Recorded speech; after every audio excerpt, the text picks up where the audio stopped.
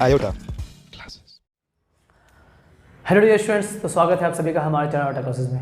Dear students, इस video में हम लोग एग्जाम्पल नंबर 6 करने वाले हैं RS Agarwal exercise 17A RS Agarwal के नए एडिशन 2020 के एडिशन से volume surface area of solid chapter का नाम है हमारा। और इससे पहले के सारे एग्जाम्पल्स और भी जितने भी एक्सरसाइज हैं, सारे के सारे एक्सरसाइज, हर एक एक्सरसाइज के हर एक क्वेश्चन, हर एक एग्जाम्पल, हर एक इंट्रोडक्शन सब मैंने करवा रखा है। अगर आपको कहीं भी प्रॉब्लम है, किसी भी चैप्टर में प्रॉब्लम है, किसी भी क्वेश्चन में डाउट्स हैं, तो आप मेरे चैनल के प्लेलिस्ट में जाना, वहाँ पर आपको चैप्टर वाइज हर एक प्लेलिस्ट बना हुआ है, वो आपको काफ़ी हेल्प करेगा। उसके अंदर जाने के बाद आपको हर एक क्वेश्चन का वीडियो लेक्चर मिल जाएगा और आप अपना हर एक क्वेश्चन को सॉल्व कर सकते हो। आइए अब देखते हैं इस क्वेश्चन को कैसे सॉल्व करेंगे। बोला question a solid wooden toy is in the form of hemisphere surmounted by a cone. बोल रहा कि एक हेमिस्फेरिकल एक टॉय है हमारा, वुड यानी कि लकड़ी का बना हुआ है। और क्या बोला कि हेमिस्फीयर किसका है, वो एक हेमिस्फेरिकल। तो ये रहा हेमिस्फीयर मेरा, ये रहा हेमिस्फीयर। और सरमाउंटेड मैंने कहा था इससे पहले भी कि सरमाउंटेड यानी कि इसके ऊपर रखा हुआ, तो इसके ऊपर रखा हुआ है। और क्या अटैच है इसके ऊपर, तो एक कोन बोल दिया कि एक कोन है इसके ऊपर। तो चलिए ये रहा हमारा वो कोन। चलिए ये बन के तैयार हो गया वो टॉय कुछ ऐसा है। मतलब पहले ज़माने का टॉय भी कैसा होता था, ये कोई टॉय है, इससे हम कभी नहीं खेलेंगे। चलिए आइए, अब क्या बोल रहा है कि the radius of the hemisphere is 3.5 centimetre. तो देखो ये हेमिस्फेरिकल जो पार्ट है, इसका रेडियस यहाँ से लेके यहाँ तक का ये रेडियस हमें यानी कि R is equal to given है 3.5 सेंटीमीटर। ओके, जितना रेडियस होगा उतना ही इसका हाइट होगा, दिस हाइट इतना ही होगा, हमें मालूम है। तो ये भी हो गया 3.5 सेंटीमीटर। इससे पहले के क्वेश्चन में मैं बताया था हेमिस्फीयर का जितना रेडियस उतना ही हाइट होगा, रेडियस के बराबर ही हाइट होता है। इसको तो बिल्कुल जहन में उठा लो, गठ बहान लो इसका। चलिए, तो यानी कि दिस हाइट वी नो, ये हाइट हम लोग जानते हैं। ये हाइट कितना हो गया, तो 3.5। हमें टोटल हाइट निकालने के लिए कहा गया है क्वेश्चन में। चलिए वो देखेंगे, बात की बात है। अब बचा कोन का हाइट, तो ये रहा हमारा कोन का हाइट। तो कोन का हाइट हमें फाइंड आउट करना पड़ेगा, तभी तो दोनों का हाइट को जोड़ देंगे तो टोटल हाइट हो जाएगा।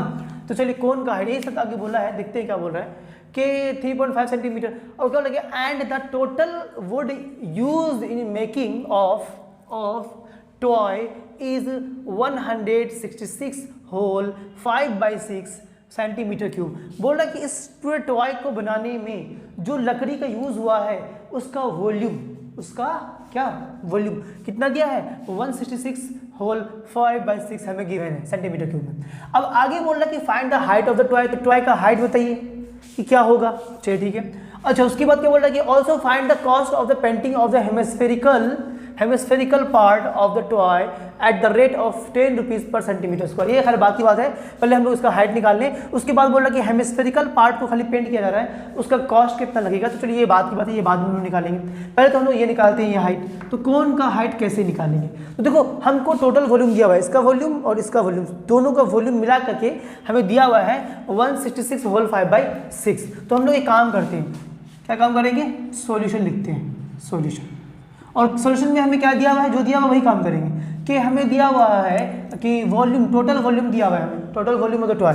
तो टोटल वॉल्यूम ऑफ टॉय ना is equal to 166 whole 5/6 centimetre cube. चलिए, तो टोटल वॉल्यूम ऑफ टॉय, तो टोटल वॉल्यूम क्या होगा हमारा, volume of cone plus volume of hemisphere, यही ना होगा। तो चलिए, तो volume of cone plus volume of क्या है हमारा, बताओ ना यार, हेमिस्फीयर। तो हेमिस्फीयर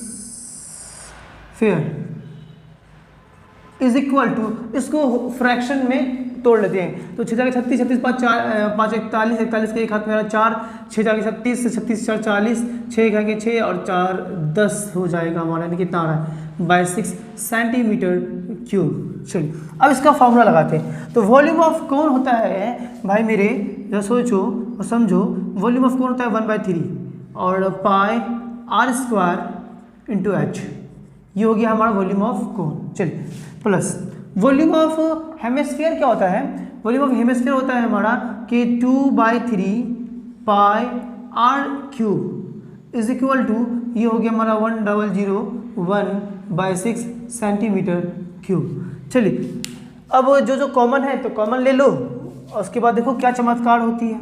चलिए 1/3 यहाँ भी है, 1/3 यहाँ भी, पाई यहाँ भी, पाई यहाँ भी, आर स्क्वायर और आर क्यूब है तो आर स्क्वायर कॉमन हो जाएगा, यानी कि 1/3 कॉमन ले लिया, पाई कॉमन ले लिया, आर स्क्वायर कॉमन ले लिया, तो यहाँ बचेगा सिर्फ मेरा h प्लस यहाँ बचेगा 2, क्योंकि 1/3 कॉमन है तो 2 बच जाएगा 2, और यहाँ बचेगा हमारा पाई भी कॉमन आ चुका है, आर स्क्वायर कॉमन है तो एक आर यहाँ हमारा बच जाएगा, is equal to 1001/6 centimetre cube. चलिए अब आगे सॉल्व करते हैं इसको और देखते हैं कि आगे क्या आएगा हमारा।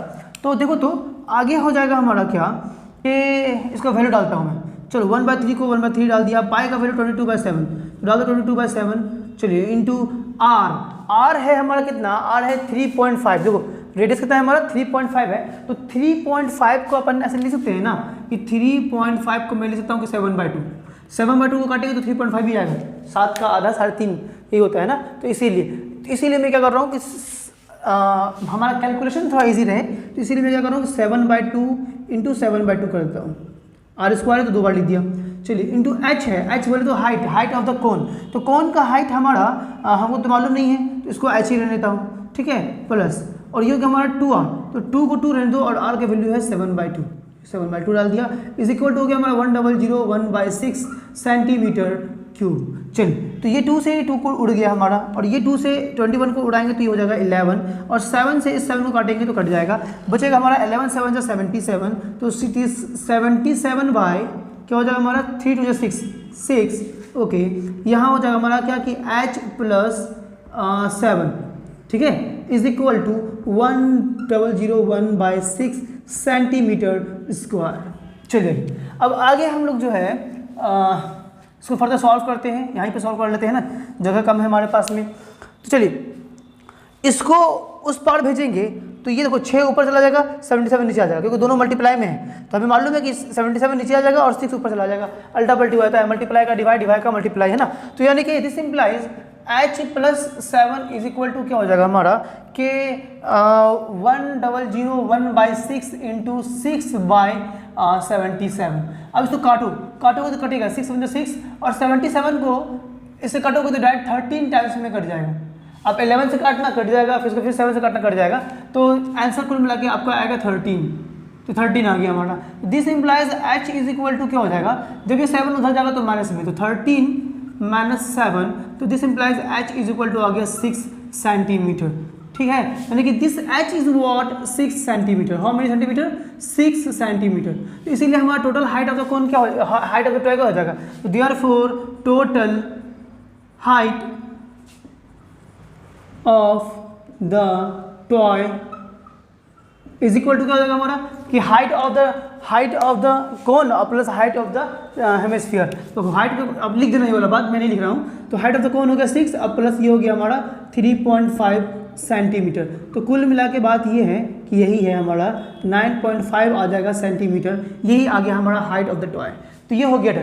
सेकेंड पार्ट हमें कह रहा है कि also find the cost of the painting of the hemispherical part of the toy at the rate of 10 पर सेंटीमीटर स्क्वायर। बोल रहा है कि जो हेमिस्फेरिकल पार्ट है ना, इसको खाली पेंट किया जा रहा है, इस हेमिस्फेरिकल पार्ट को किया गया है पेंट, इसको किया गया है पेंट, तो बोल रहा है कि बताइए कि इसको पेंट करने का कितना कॉस्ट आएगा, तो हमें निकालना पड़ेगा इसका, क्या निकालना पड़ेगा, कर्व सरफेस एरिया निकालना पड़ेगा, ठीक है।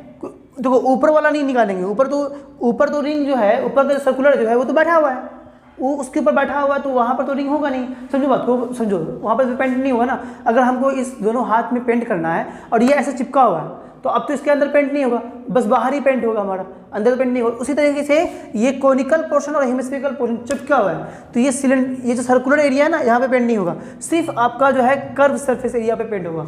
तो इसीलिए टोटल हमको निकालना है व्हाट रुपीज, कॉस्ट निकालना है ना, तो therefore the cost of painting the hemispherical